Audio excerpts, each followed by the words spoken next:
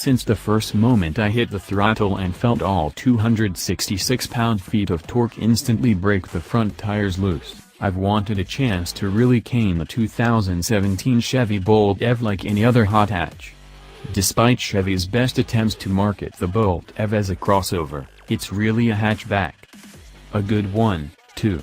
It seems the automaker is wising up to that, as I was invited to drive the Bolt EV at an autocross course. Better yet, Chevy was bold enough to bring along a 2017 Volkswagen GTI, arguably the best hot hatch around. The Bolt EV has a lot going for it. The batteries keep the center of gravity low, and the copious amounts of torque help the car get out of a corner with some anger. The steering doesn't provide much in the way of feedback, but it's weighted well and quick enough to not be a handful on a tight course. The brakes are good for a hybrid. Like any autocross course, this small cone track favored maneuverability and low-end grunt over flat-out speed and lateral grip.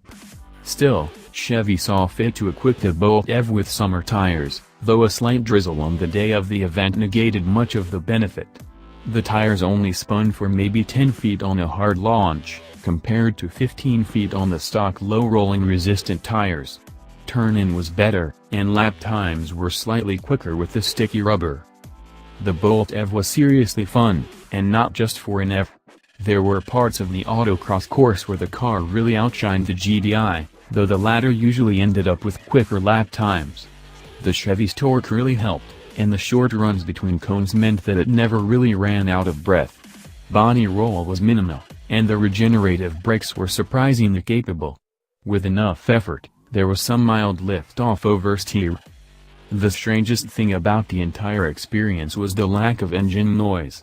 I've driven EVs, but never in any sort of performance application, aside from nailing the throttle in a Tesla Model X P90D on a freeway entrance ramp. The slight whine from the electric motor was completely drowned out by tire noise. The GTI is a relatively conservative car, but compared to the Bolt it's as loud and as obnoxious as a Fox body Ford Mustang with rusty exhaust. I walked away hugely impressed. The GTI was still faster and more fun, but the Bolt EV was enjoyable.